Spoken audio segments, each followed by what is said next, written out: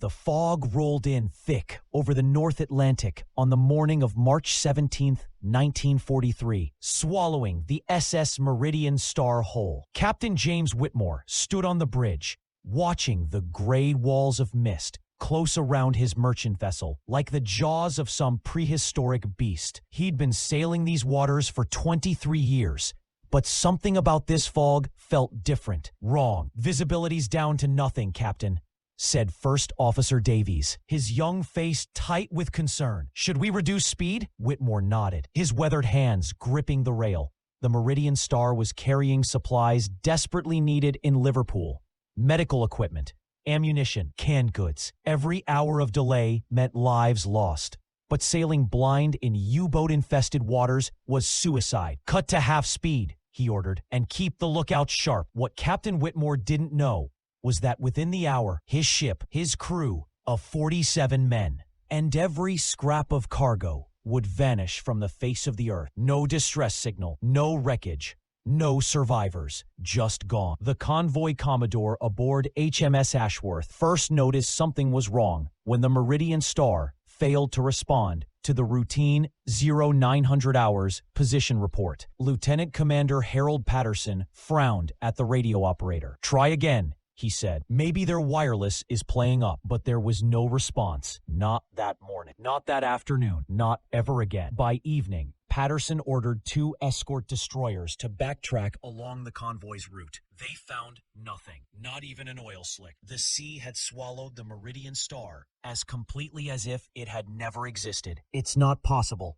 Patterson said to his executive officer that night, spreading charts across the plotting table. "A ship doesn't just vanish. Even if she hit a mine or took a torpedo, there would be debris, life rafts, bodies, something." But there was nothing. The Royal Navy launched an investigation. Had the Meridian Star been hit by a new type of German weapon? Had she suffered a catastrophic boiler explosion that sent her to the bottom so quickly there was no time even to radio for help? Or, and this theory was whispered only in private, had Captain Whitmore been a traitor, deliberately sailing his ship to a secret German rendezvous? Admiral Sir Geoffrey Layton, who oversaw the investigation, didn't believe the traitor theory for a moment. He'd known James Whitmore personally. The man had survived the First World War, lost a brother at Jutland, and had a son serving on a destroyer in the Mediterranean. Whitmore was as loyal as the oak planks of his ship. "Mark her as lost with all hands," Layton finally ordered. "Probable enemy action, and send letters to the families." Ellen Whitmore received hers on a rainy Tuesday afternoon. She read it 3 times, then carefully folded it and placed it in the bureau drawer with her wedding photograph. She never cried, not once. She simply waited, with a patience born of 23 years married to the sea, for her husband to come home. The disappearance of the Meridian Star became just another tragedy in a war full of tragedies. 47 more names added to the growing list of the lost. The convoy system continued. Ships sailed, ships sank, and the great grinding machinery of war rolled on. Young Thomas Davis's mother received her letter. Michael Chen, the ship's radio operator, was mourned by his wife and 3 children in London's Limehouse district. Engineer Patrick O'Brien's family in Cork held a wake, though there was no body to bury. The war dragged on through 1943, through D-Day in 1944, through the bitter winter of 1944-45. And then, finally, in May 1945, Germany surrendered. The war in Europe was over.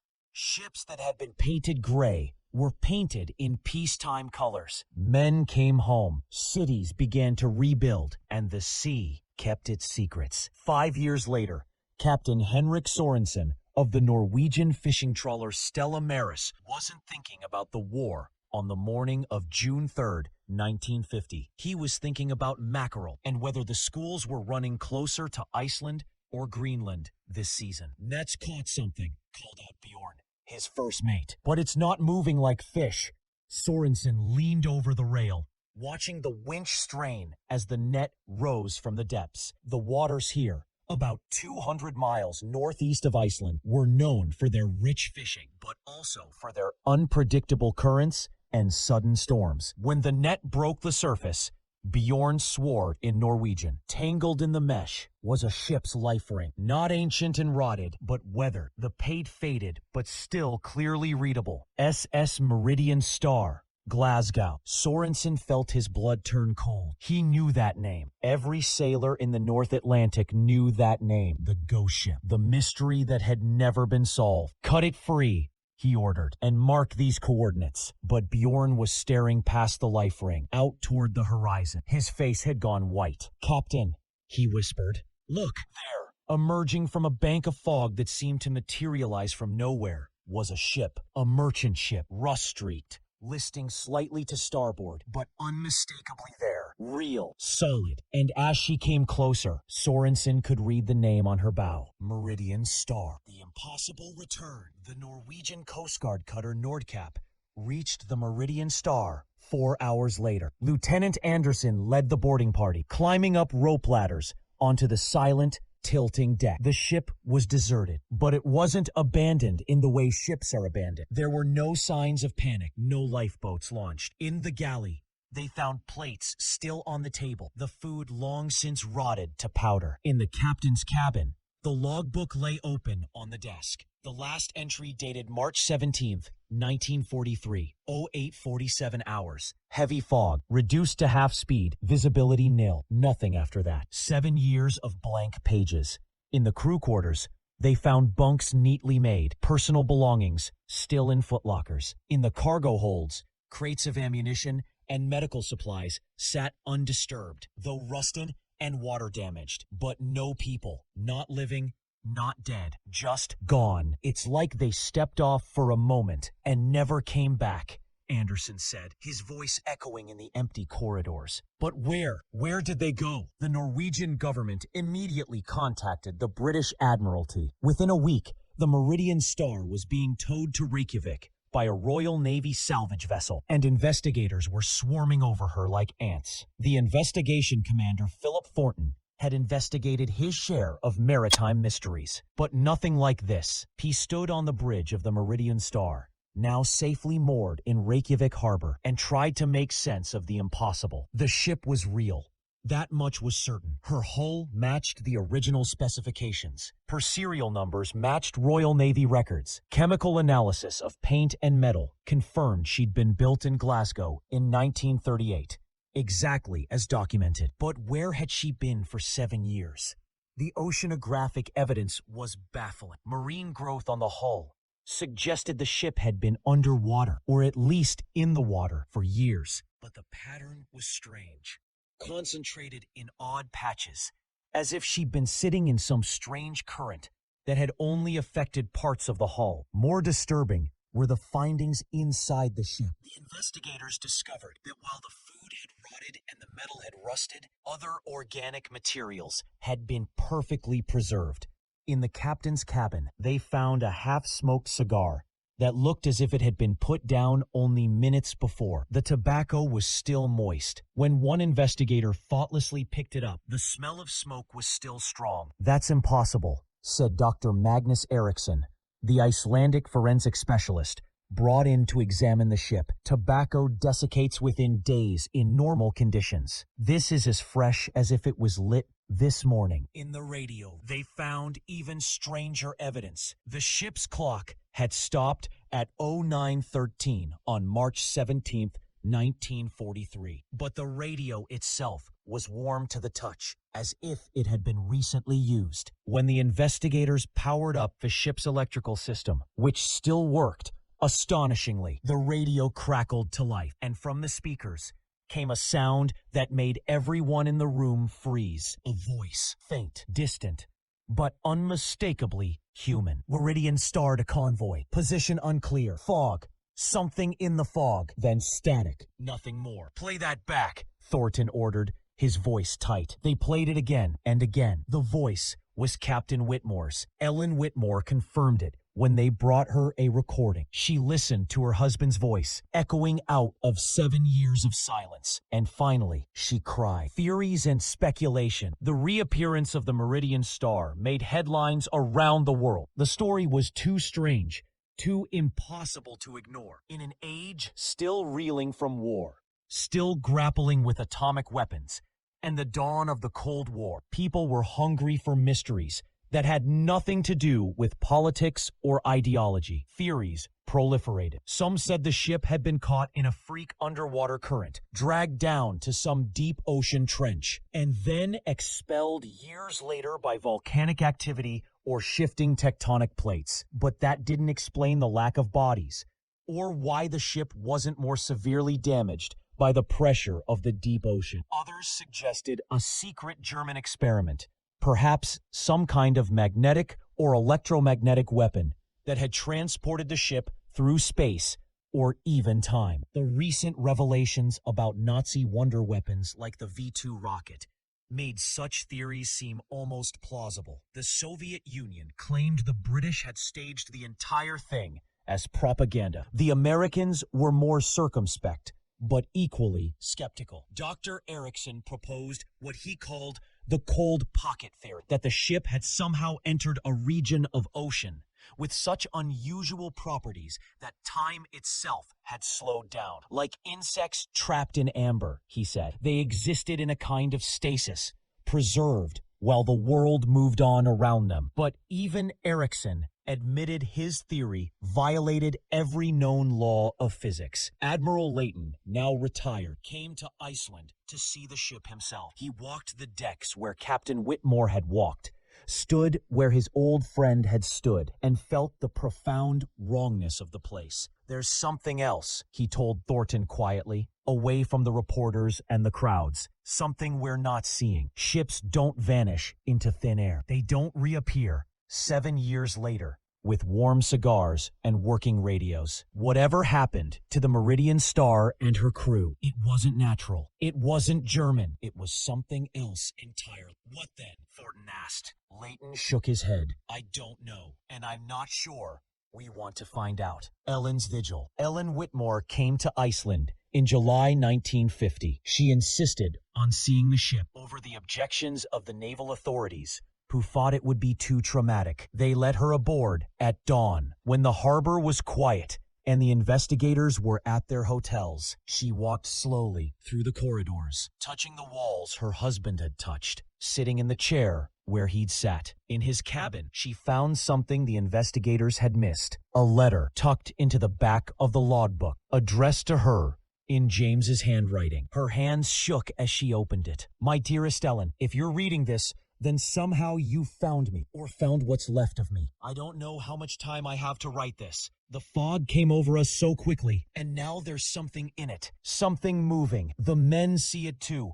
I can tell by their faces, though no one speaks of it. It's like a light, but not a light. Like a sound, but not a sound. It's pulling us. I can feel the ship moving, but not forward or backward. Somewhere else. Davies says the compass has gone mad. Chen says the radio won't transmit, only receive. And what he's receiving isn't in any language he knows. I'm not afraid, my love. Isn't that strange? I should be terrified. But instead, I feel only a great curiosity and a deep sadness that I won't see you again. Or perhaps I will, in some way I can't yet understand. Tell Thomas I'm proud of him. Tell him to marry that girl he's been writing about. Tell him not to wait.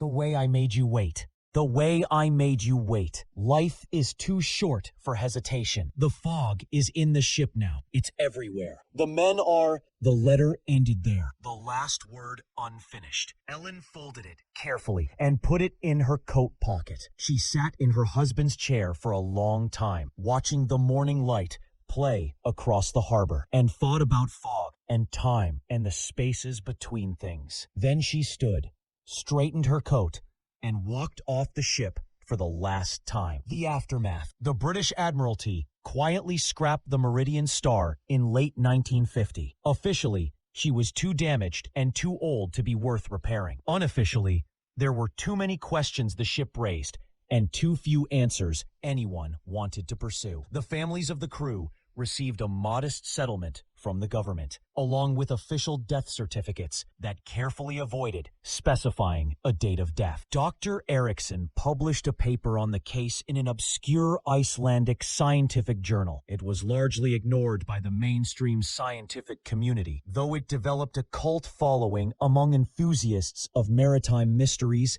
and unexplained phenomena. Commander Thornton went on to have a distinguished career in the Royal Navy, but he never spoke publicly about the Meridian Star. In his private papers, discovered after his death in 1983, he wrote, "I have seen things in war that I cannot explain, but nothing as inexplicable, as fundamentally wrong as that ship. Whatever happened to those men? I hope they found peace, but I don't think they did." Henrik Sorensen continued fishing the waters northeast of Iceland for another 20 years. He never again found anything unusual in his nets, though he always marked the coordinates where he'd found the life ring and avoided fishing there if he could help it. Some places in the ocean, he would tell his grandchildren, are doors, and some doors should stay closed. The unsolved mystery. To this day, no one knows what happened to the SS Meridian Star and her crew of 47 men. No bodies were ever recovered. No wreckage from the original 1943 disappearance was ever found. The ship that reappeared in 1950 offered more questions than answers. The warm cigar, the working radio, the voice from the past, all impossibilities that nonetheless happened. The official Royal Navy file on the case remains classified, scheduled for release in 2050, exactly 100 years after the ship's reappearance. Ellen Whitmore lived until 1972. She never remarried. Every year on March 17th, she would go down to the harbor in Glasgow and throw a single white rose into the water. When asked why, she would simply say, "I'm keeping a promise." Her son Thomas, who survived the war, became a maritime historian. He spent decades researching his father's disappearance, interviewing survivors of the convoy, examining weather records, and German naval archives. In his final book, published shortly before his own death in 1998, he wrote, "My father's ship vanished into fog and reappeared from fog. But I believe the fog was merely a doorway, a threshold between what we know and what we cannot know. The ocean is deeper and stranger than we imagine. It contains not just water and fish and ships, but spaces between spaces, times between times. My father sailed into one of those spaces, and for 7 years, he existed somewhere we cannot follow. When the ship returned, it was empty because the men had already arrived at their destination, wherever and whenever that may be. I like to think they're still sailing somewhere. My father and his crew, not lost, not dead, but traveling through waters we haven't charted yet. And perhaps on foggy mornings, when the light hits the water just right, the Meridian Star sails through our world again. A ghost ship crewed by ghost men, forever journeying toward a port they'll never reach. Or perhaps they've already reached it and simply haven't told us yet. Epilogue. The fog returns. On March 17, 2003, exactly 60 years after the Meridian Star vanished, a fishing vessel working the waters northeast of Iceland reported seeing a strange fog bank. Inside the fog, the crew claimed they saw the silhouette of a ship, an old merchant vessel, they said. Though they couldn't make out the name, the fog dissipated within minutes, and when the fishing vessel searched the area, they found nothing. But their radio operator swore he heard something just before the fog cleared. A voice, faint and distant, speaking in English. Meridian Star to convoy. Position still unclear, but we can see lights ahead. Finally, we can see lights. Then static. Then silence. The sea keeps its secrets well, and some mysteries, perhaps, are never meant to be solved.